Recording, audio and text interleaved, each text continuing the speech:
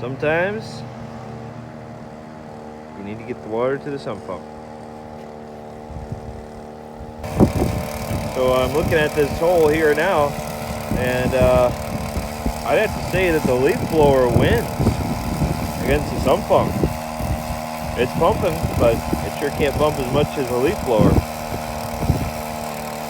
Basically, the leaf blower is basically a water pump used for air. Just makes sense, you know?